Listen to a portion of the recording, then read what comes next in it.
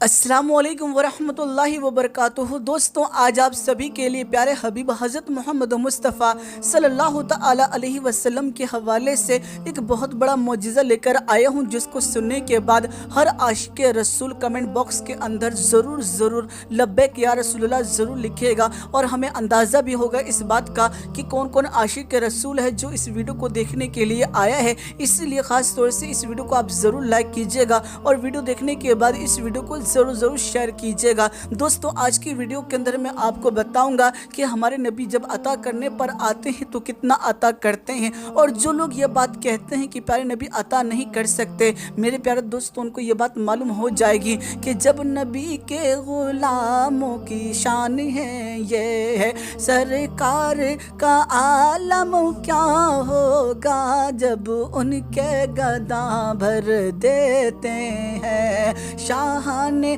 ज़माना की झोली जब उनके गुलामों का आलम ये, तो सरकार का आलम क्या होगा।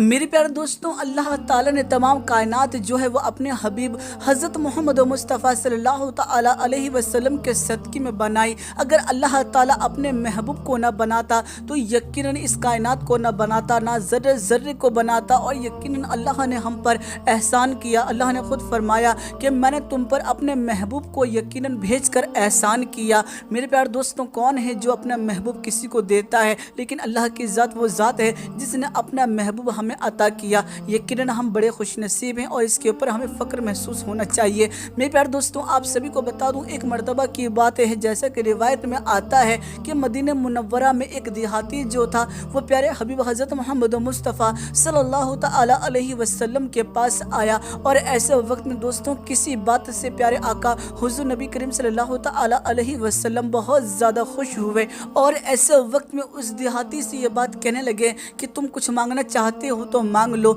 मेरे प्यारे दोस्तों, बहुत से ऐसे लोग होते हैं जिनकी सोच जो है वो बहुत ही ज़्यादा छोटी होती है। ऐसे वक्त में वो ये सोचते हैं कि हम सामने वाले से अगर हम वो चीज़ मांगेंगे तो क्या वो चीज़ हमें दे पाएगा या नहीं दे पाएगा। लेकिन वो ये बात भूल गया था कि तमाम दुनिया वाले जो हैं यकीन प्यारे आका के दर पर जाकर मांगते हैं। लेकिन दोस्तों, प्यारे आका खुद आज उससे ये बात कह रहे हैं कि कुछ मांग लो। लेकिन दोस्तों, उस देहाती की सोच जो थी वो बहुत छोटी थी। ऐसे वक्त में वो जो देहाती था वो ये बात कहने लगा, क्या हुजूर सच में मैं मांग लूँ? मेरे प्यारे दोस्तों, प्यारे आका ने फरमाया कि हाँ मांग लो। मेरे प्यारे दोस्तों, वहीं पर मौलाए कायनात अली शेर खुदा हज़रत अली रज़ी अल्लाह तआला अन्हु भी मौजूद थे। और वो ये सोच रहे थे कि ये जो देहाती है बड़ा खुश नसीब है, ज़रूर आज ये अपने आल औलाद के लिए कुछ मांग लेगा, अपने नाम जन्नत करवा लेगा, अपने आल औलाद के नाम जन्नत करवा लेगा। लेकिन दोस्तों, कौन जानता था इस देहाती की सोच इतनी छोटी हो सकती है। ऐसे वक्त में दोस्तों, वो जो देहाती था वो प्यारे हबीब हज़रत मोहम्मद मुस्तफ़ा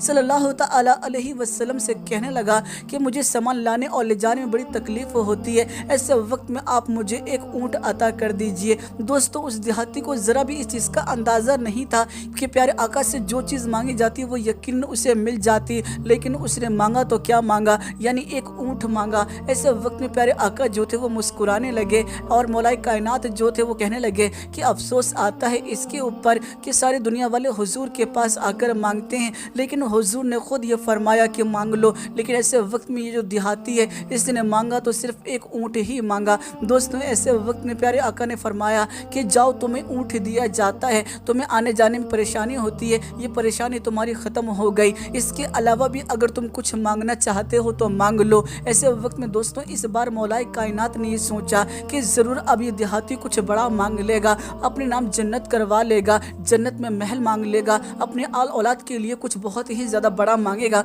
लेकिन दोस्तों, कुछ लोगों की सोच सच में बहुत छोटी होती है। ऐसे वक्त में ये जो देहाती था वो ये बात कहने लगा, क्या हुजूर फिर से मैं मांग लूँ? ऐसे वक्त में प्यारे आका ने फरमाया कि हाँ मांग लो। लेकिन दोस्तों, उस देहाती की सोच इतनी छोटी थी कि वो ये बात समझ ही नहीं पा रहा था कि प्यारे आका से क्या मांगना चाहिए। जबकि हम ये बात जानते हैं प्यारे आका की शान और अजमत ये है कि जहाँ बानी अता कर दें, भरी जन्नत हिबा कर दें, नबी मुख्तार कुल हैं जिसको जो चाहें अता कर दें। और जहाँ में उनकी चलती है वो दम में क्या से क्या कर दें, ज़मी को आसमां कर दें, सुरैया को सरा कर दें। जी हाँ दोस्तों, ये है नबी की शान। और यकीनन दोस्तों, कौन देता है देने को मुँह چاہیے, دینے والا ہے سچا ہمارا نبی, اور مانگنا بھی کسی سے بھی کیوں چاہیے جب دینے والا ہے خود ہمارا نبی. میرے پیارے دوستوں, آپ کو بتا دوں, وہ جو دیہاتی تھا اس نے کبھی نہیں سوچا تھا کہ مجھے کچھ بڑا مانگنا چاہیے. وہ تو سوچ رہا تھا کہ اگر میں کچھ بڑا مانگوں گا تو کیا پتا وہ چیز مجھے نہ مل پائے, اور اسی لیے پھر سے اس نے یہ بات کہہ دی,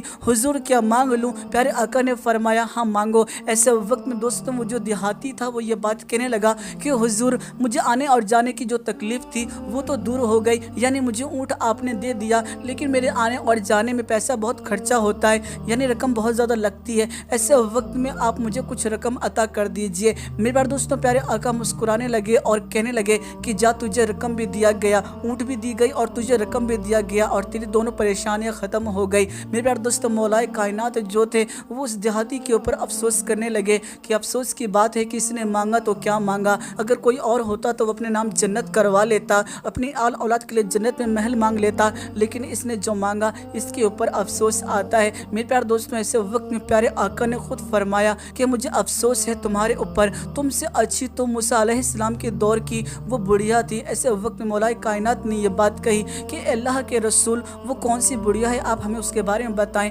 ایسے وقت میں پیارے آقا نے فرمایا کہ جب اللہ کی طرف سے حضرت موسیٰ علیہ السلام کو ہجرت کا حکم ہوا تو ایسے وقت میں اللہ تعالیٰ کی طرف سے ارشاد ہوا اس شہر میں چلے جاؤ اور وہاں پر حضرت موسیٰ علیہ السلام کی مزار پاک ہے, اور وہاں سے تم جا کر صندوق نکال لے آؤ اور اس کو اپنے ساتھ رکھ لینا. میرے پیارے دوستوں حضرت موسیٰ علیہ السلام نے اللہ سے یہ بات کہی کہ حضرت یوسف علیہ السلام کی مزار پاک کہاں پر ہے. ایسے وقت میں اللہ کا ارشاد ہوا میں یہ بات نہیں بتاؤں گا, تم خود اس بارے میں جانکاری حاصل کرو. ایسے وقت میں دوستوں حضرت موسیٰ علیہ السلام جو تھے وہ اسی شہر میں پہنچ گئے اور وہاں جا کر لوگوں سے معلوم کرنے لگے کہ حضرت یوسف علیہ السلام کی مزار پاک کہاں پر ہے. لیکن دوستوں کسی کو بھی اس چیز کا اندازہ تھا ہی نہیں کہ حضرت یوسف علیہ السلام کی مزار پاک کہاں ہے. ایسے وقت میں لوگوں نے یہ بات کہی کہ ہم لوگوں میں سے کسی کو نہیں معلوم کہ یوسف علیہ السلام کی مزار پاک کہاں ہے, لیکن ہاں اس شہر کے اندر ایک بڑھیا رہتی ہے جس کی عمر بہت زیادہ ہو چکی ہے. ایسے وقت میں آپ جا کر اس سے معلوم کر لیں. حضرت موسیٰ علیہ السلام فوراً ہی اسی بڑھیا کے پاس گئے اور جا کر یہ بات کہنے لگے کہ اے بڑھی ماں مجھے یہ بات بتاؤ کہ یوسف علیہ السلام کی مزار پاک کہاں پر ہے, مجھے وہاں سے صندوق نکالنی ہے. ایسے وقت میں دوستوں وہ جو بڑھی عورت تھی وہ یہ بات کہنے لگی کہ میں یہ بات تو بتا دوں گی کہ یوسف علیہ السلام کی مزار پاک کہاں پر ہے, لیکن میری اس کے پیچھے ایک شرط ہے, اگر آپ شرط کو پورا کر دیتے ہیں تو میں ضرور آپ کو بتاؤں گی. حضرت موسیٰ علیہ السلام نے یہ بات کہی کہ ہاں بتاؤ کیا شرط ہے. ایسے وقت میں جو بوڑھی عورت تھی وہ یہ بات کہنے لگی کہ میں چاہتی ہوں کہ جنت میں حضرت موسیٰ علیہ السلام کی پڑوسن بنوں. ایسے وقت میں حضرت موسیٰ علیہ السلام نے یہ بات کہی کہ یہ بات تو بہت زیادہ ہو رہی ہے, ہاں میں تیرے نام جنت کروا سکتا ہوں. ایسے وقت میں دوستوں وہ جو بوڑھی عورت تھی وہ یہ بات کہنے لگی کہ نہیں مجھے حضرت موسیٰ علیہ السلام کا پڑوسی ہی بننا ہے, کہ اگر آپ یہ چیز پوری کر سکتے ہیں تو میں آپ کو بتانے کو تیار ہوں, ورنہ آپ کسی اور سے جا کے معلوم کر لیں کہ یوسف علیہ السلام کی مزار پاک کہاں پر ہے. ایسے وقت میں دوستوں حضرت موسیٰ علیہ السلام نے اللہ کی بارگاہ میں ہاتھ اٹھائے اور یہ بات کہی اے اللہ یہ بوڑھی عورت جو ہے یہ ضد کر رہی ہے اور کہتی ہے کہ میں موسیٰ علیہ السلام کی پڑوسن بننا چاہتی ہوں,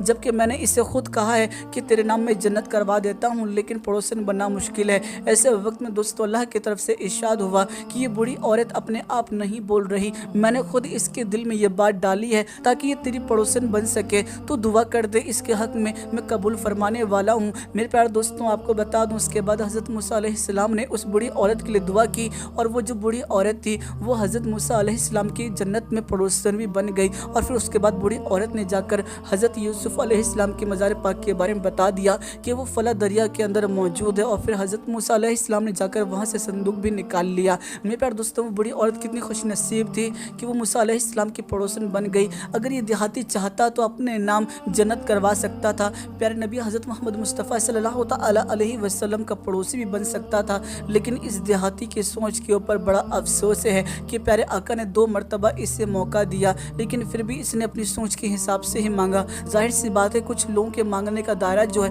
وہ بہت زیادہ چھوٹا ہوتا ہے, انہیں معلوم نہیں ہوتا کہ جس سے ہم مانگ رہے ہیں کیا وہ ہمیں وہ چیز دے بھی سکتا ہے یا نہیں دے سکتا ہے. اس لیے میرے پیارے دوستوں آپ کو بتا دوں کہ جب بھی پیارے حبیب حضرت محمد مصطفیٰ صلی اللہ تعالی علیہ وسلم سے مانگو تو یقیناً زیادہ مانگو, کیونکہ وہ عطا کرنے والے ہیں, اللہ نے ان کو عطا کرنے والا بنایا ہے.